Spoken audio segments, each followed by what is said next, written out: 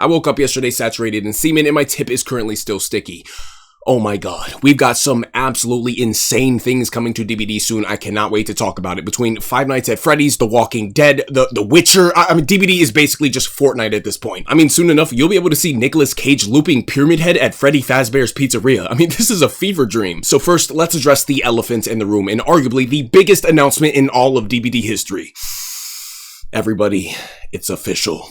Shrek is coming to DBD. If you've paid very close attention to the show, you will notice that we've already told you what the license coming after Five Nights at Freddy's is. Actually, anybody here knows? Shrek.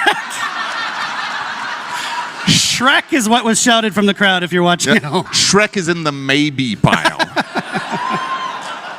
He's not even joking. So yeah, there you have it. It's been confirmed. Shrek and his big green matcha milkers will be our newest addition to the killer roster, and the gingerbread man is rumored to be our newest survivor, with Lord Farquaad as the legendary skin. Nah, I'm kidding. I'm just yanking your chain, everybody. Five Nights at Freddy's is finally coming to DBD. The killer has officially been confirmed to be Springtrap, and Freddy Fazbear's Pizzeria from FNAF 1 will be the new map. And we finally got to see it all for the first time ever, so just in case you haven't seen it, here's the preview.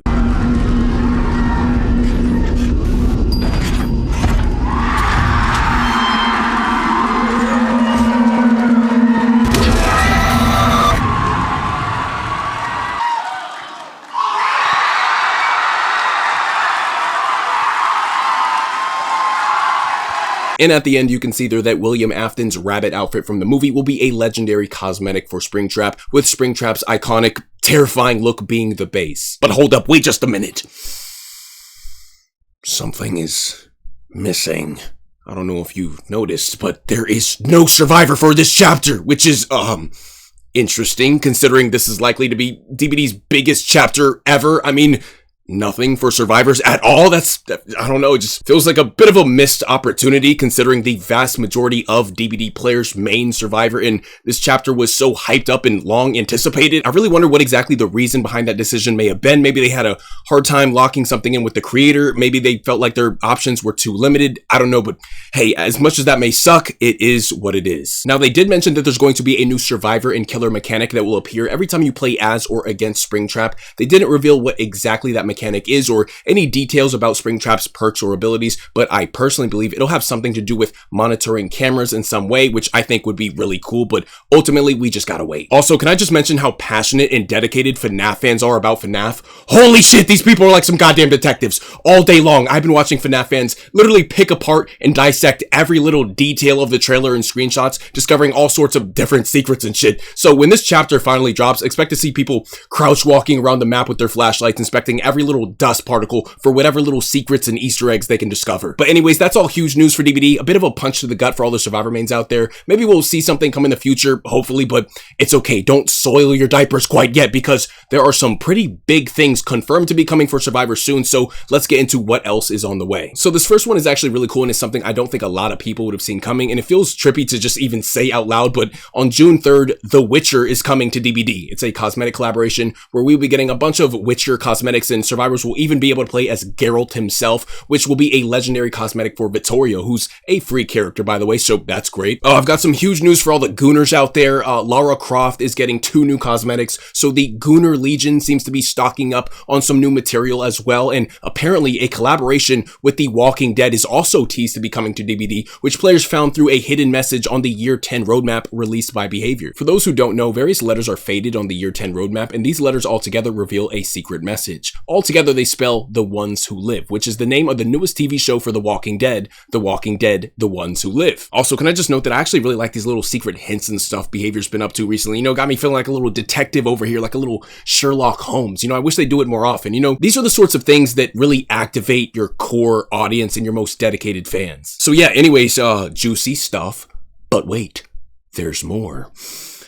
During the stream, Behavior announced that survivors will be getting a whole new item, in addition to changes / reworks to both the map and key items to make them more viable. Now, what this new item might be, no clue, as they didn't provide any details, but That is pretty big news for DBD and could completely shake up the current meta depending on what they add or change. I think this is kind of getting swept under the rug a bit. I mean, this is a pretty big deal. This could potentially make a whole new set of perks that are currently fucking useless actually usable for once. So I'm curious to hear y'all's thoughts on what this new item could possibly be. Now let's talk about some of these upcoming quality of life changes coming in June. I'm telling you, next June is going to be a massive month for DBD. So as you can see here, a lot of these are things that players have had issues with for a while now, and they're finally getting addressed. And I'd like to mention some notable ones. So first up, I want to touch on the Go Next prevention. I think this is easily one of the biggest issues plaguing DBD at the moment. And I actually just made a video on the Go Next epidemic and how out of hand it's gotten. And it really does affect everybody involved. So